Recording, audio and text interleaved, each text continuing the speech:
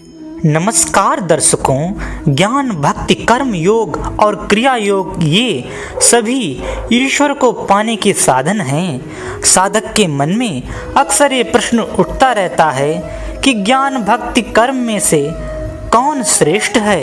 एक बार की बात है, 4 युवक एक जंगल में जा रहे थे। उनमें से एक ज्ञान मार्ग का उपासक था, एक भक्ति मार्ग का, एक कर्म मार्ग का और एक क्रिया मार्ग का। वैसे तो ये चारों अलग अलग ही रहते थे, क्योंकि हर कोई अपने मार्ग को बेहतर समझता था। ज्ञान मार्ग का उपासक जो बुद्धि पर ज्यादा जोर लगाता था, उसके अनुसार हर बात तर्क से सिद्ध होनी चाहिए।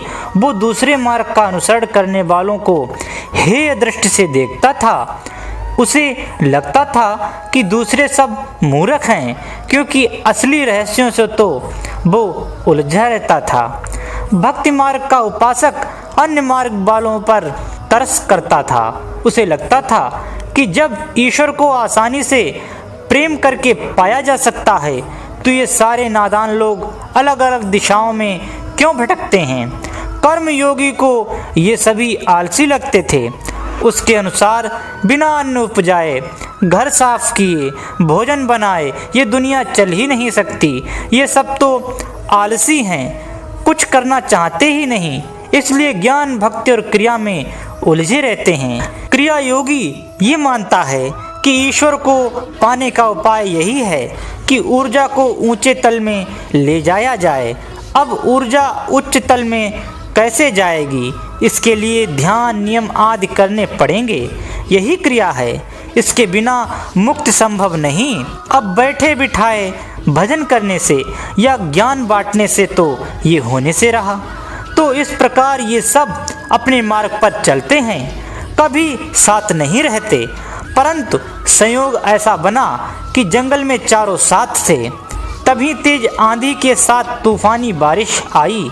वो सब आश्रय की तलाश में चल पड़े, पर जंगल में आश्रय मिलना मुश्किल था।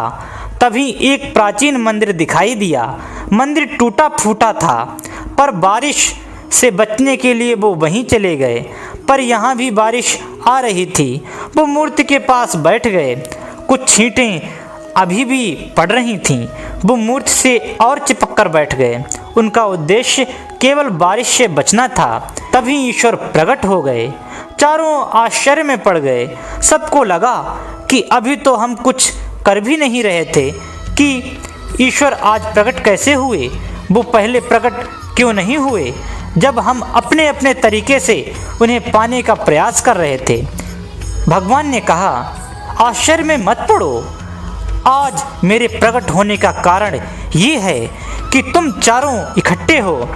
तुम में कोई विरोध नहीं है। मुझे पाने के लिए इसी संयोग की जरूरत होती है। मित्रों, आपको ये मेरी प्रस्तुति अवश्य पसंद आई होगी। अगर आपको मेरी ये प्रस्तुति पसंद आती है तो प्रस्तुति को लाइक करें, सब्सक्राइब करें मेरे चैनल को, ताकि ऐसे ही धर्म ग्रंथों से प्रमाणित भक्ति और ज्ञान पूर्ण प्रस्तुतियाँ आपको टाइम पर मिलती रहें। तब तक के लिए जय श्री राम।